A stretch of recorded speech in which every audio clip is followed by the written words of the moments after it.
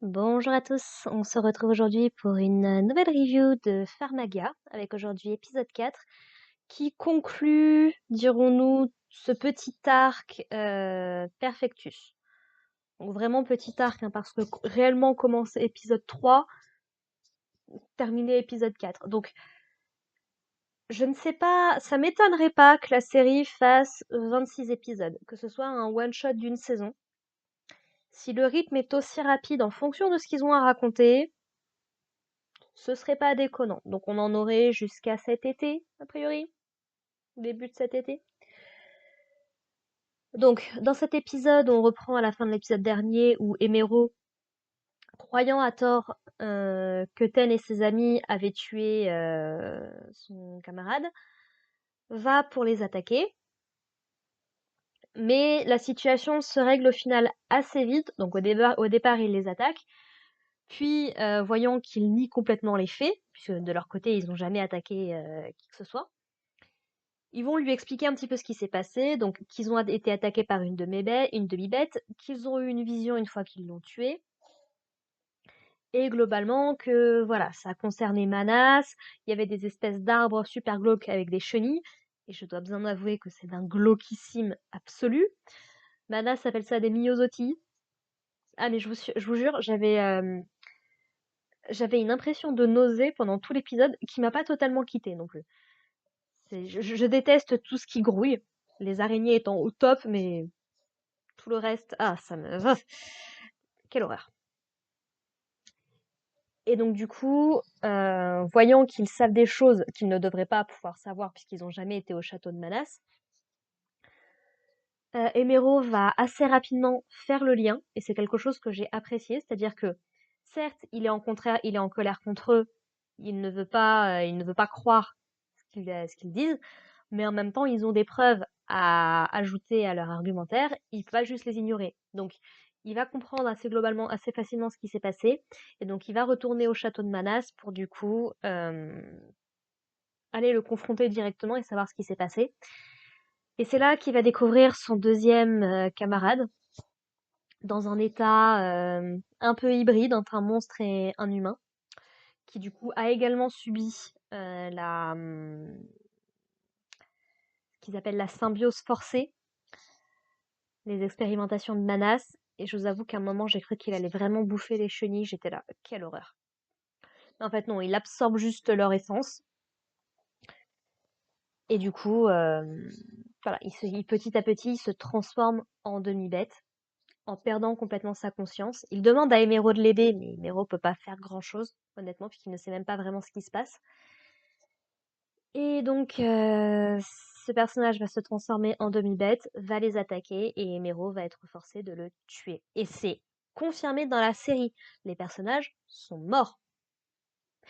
Laisse ça 2 minutes, parce que combien de séries on a vu qui laissent les méchants en vie, qui les enferment ou autre, et après ça leur retombe dessus. Non, non, Pharmagia tue les méchants, visiblement. Puisque, comment dire, Manas va y passer également à la fin de l'épisode. Et il va nous en expliquer un petit peu plus du coup sur ce qu'il essaye de faire. Et Nares va nous en parler un peu plus. Grosso modo, de ce qu'on comprend, c'est que l'ancien mage, donc qui est décédé au début de l'épisode 1, ou dans l'épisode 1, a demandé aux Aura Senseis de chercher l'état d'Hyperion, qui est donc censé être un état que les Pharmagia atteignent en dépassant leurs limites, mais qui a priori nécessiterait d'absorber l'essence d'un monstre en forçant une fusion avec eux. Donc Nares est au courant de la technique, elle l'a appris, mais jusqu'ici elle s'est refusée complètement à l'appliquer, parce que c'est pas dans ses valeurs. Manas, de son côté, a décidé de mener des expériences pour essayer de comprendre comment atteindre cet état. Et on comprend effectivement que la demi-bête qui a attaqué Emero et Shika quand ils étaient plus jeunes, c'était déjà une expérimentation de Manas, et ils faisaient déjà ça sur les 5 continents. Voilà. Et du coup, bah, voyant que l'expérience avec les camarades de Emero ont complètement raté, n'ont pas été au bout, il décide lui-même de devenir une demi-bête, et il va un petit peu prendre le dessus sur le combat contre Ten et ses camarades. Scène qui me rappelle vraiment énormément Shiki, hein, soyons très honnêtes, notamment en disant que bah voilà, ils sont amis, lui et Emero sont amis, donc les amis d'Emero deviennent d'office ses amis en fait. Et que vu ce qui leur est arrivé, du coup, bah il va essayer de venger leur sacrifice, de venger leur mort en attaquant Manas. Et de toute façon, leur but est de s'en débarrasser. Et donc, on va avoir tout un début de combat qui va s'enclencher. Il n'arrive pas à prendre le dessus. Jusqu'à ce que Ten se rappelle des conseils de Ansar, donc son pote qui lui avait dit l'important c'est la confiance, la communication. Plus vous vous entendrez bien, plus vous vous ferez confiance, plus vous arriverez à faire des choses super entre vous, quoi. Et du coup, Ten dans cet épisode-là débloque la charge symbiotique, comme ils appellent ça, la fusion, soyons très honnêtes. Et du coup, donc créer cette espèce de bête qu'on voyait déjà dans les openings et les endings. Donc la fusion de ces trois touffus. Alors on nous dit que la fusion de touffus, ça crée un cerbère. Ôtez-moi d'un doute, un cerbère, ça a 3 têtes. Cette créature n'en a pas du tout, donc ce n'est pas un cerbère.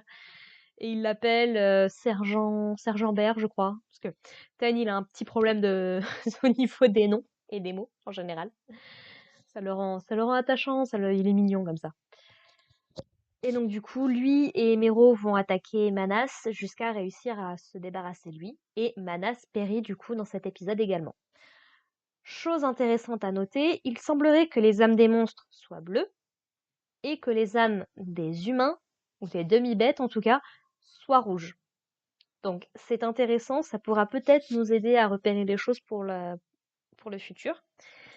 Et c'est là, ça pose des questions. J'avais déjà évoqué ça dans les épisodes précédents. Mais du coup, si une fusion entre un monstre et un humain est possible, en théorie, jusqu'à quel point, si les humains et les monstres retournent au Sephiroth, jusqu'à quel point les deux peuvent se mélanger?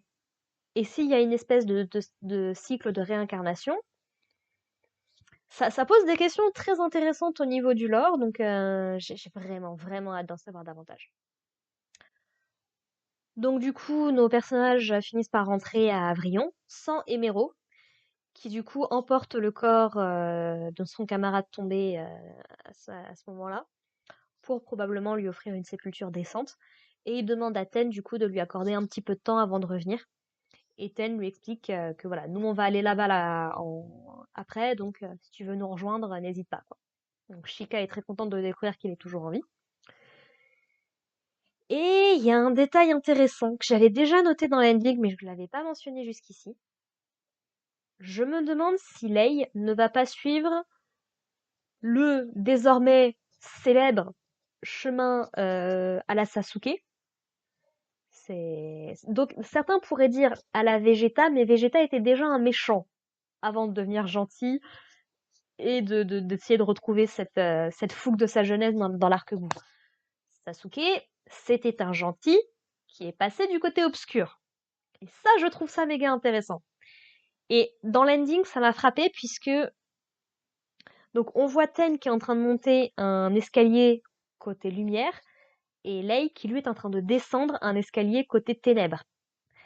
Et dans cet épisode, il m'a l'air jaloux.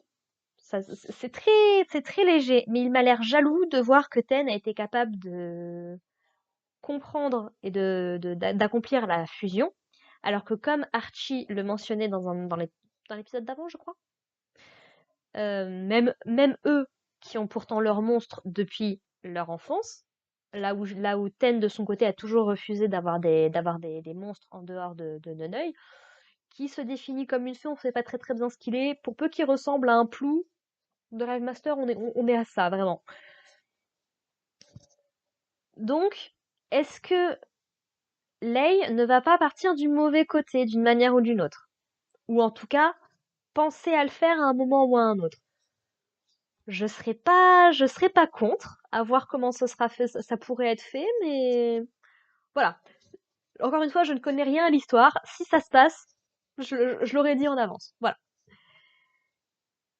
Et cet épisode se termine, du coup, après avoir fait leur rapport à Nares, Archie va complètement s'effondrer en manifestant la même douleur à la poitrine Enfin, je suppose que c'est à la poitrine vu comment est-ce qu'elle met ses mains.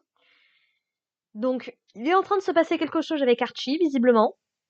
Est-ce qu'il va pas se passer quelque chose avec Lei de l'autre côté? Emero qui de son côté est parti un petit peu dans son coin. On n'est que épisode 4, mais franchement, l'intrigue commence vraiment à devenir très très intéressante. Donc j'ai vraiment très hâte de découvrir l'épisode 5. Soyons très honnêtes, jusqu'ici, je me suis enfilé les 4 épisodes. Il m'en reste que 2, puisque l'épisode 6 est sorti récemment.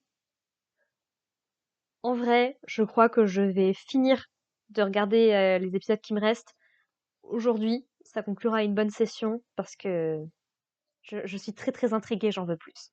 Voilà, voilà. Sur ce, bah écoutez, merci de m'avoir écouté. On se retrouve la prochaine fois pour parler de l'épisode 5. Et puis en attendant, portez-vous bien, prenez soin de vous. Et à plus tard. Allez, bye les gens.